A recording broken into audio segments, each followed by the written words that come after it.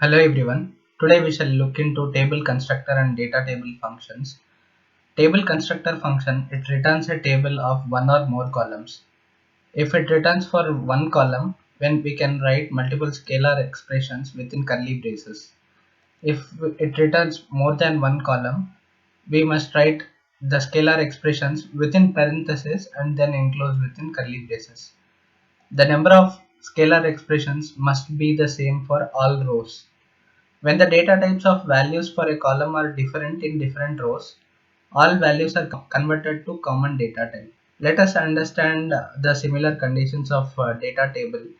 Data table provides a mechanism for declaring inline set of data values. Here we could see the syntax of data table where it has the column name and data type, and we mentioned the similar pattern, and values are provided within curly braces for each row. Unlike data table, table constructor allows any scalar expressions as input values.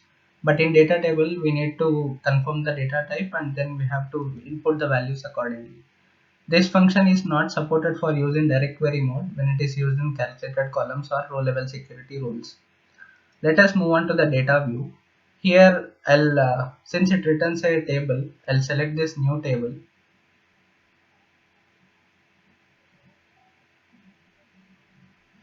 Let us give the table name as table construct example equal to. Here, since we know that our table exists in the curly braces, I'll write the curly braces.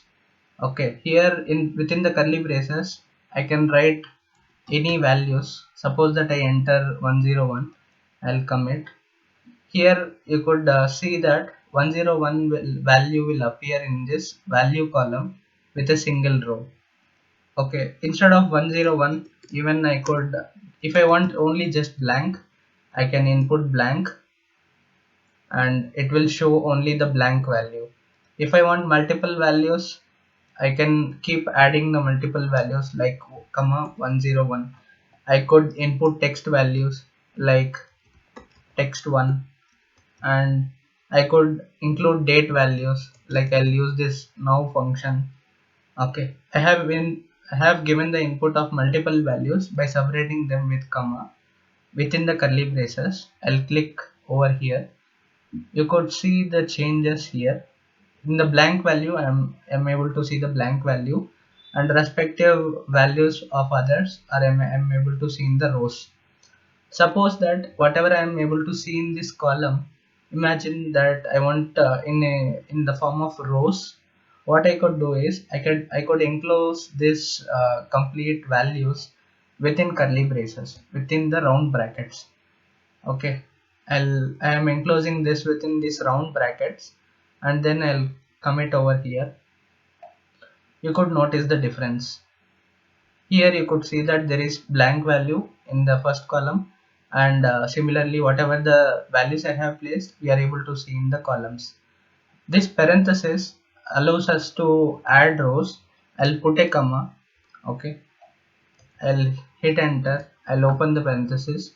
Here in the blank, I'll write some text called region. Okay, instead of 101, I'll give 102. Here I'll write text2.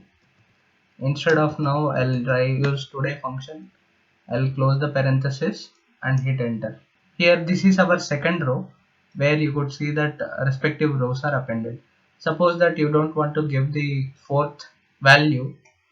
Okay, I'll remove that. Do not remove the comma here. If you remove the comma, it will throw us an error.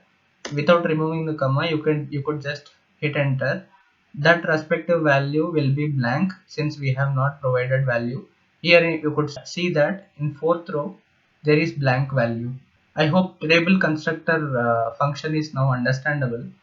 Okay, this function it only requires this curly braces, and if you want to show it in rows, we will use this parenthesis. Otherwise we would just write by separating it with a comma if you want to show it in a single column.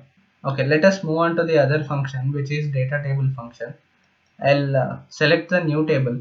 Here I'll write as data table example equal to, I have the function which is data table. In the name, suppose that I want id column name. Okay, in the type, here you could see that various types. Boolean means it is true or false.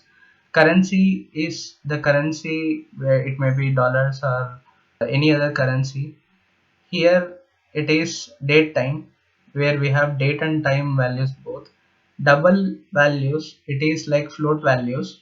And integers, they are integers without decimals. String values are the text data type where we understand.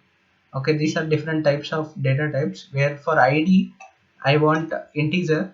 Okay, comma, I'll give the another column name. Suppose that I want to give the region column name, and in the type I'll give the string data type.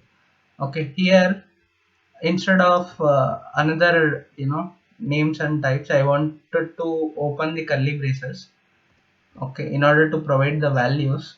Here, similar to the table constructor, we provide the values within curly braces, but here inside the curly braces, if we want rows, we do not use this round brackets, which is parenthesis. We use again curly braces, which is like we call it flower brackets or curly braces.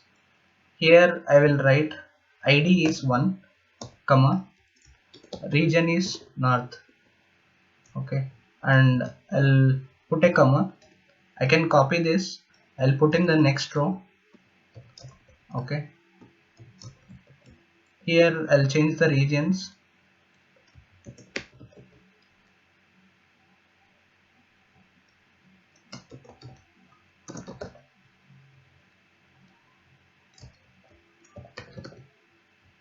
Here you could see that my table with 2 columns and multiple rows are updated. I hope the table constructor and the data table is now understandable. You could keep on adding multiple columns, and you could keep on adding the values which are required in this curly braces, and you could customize accordingly. Please explore, please practice. This is all for now. Thank you for watching, and we shall meet in the next video.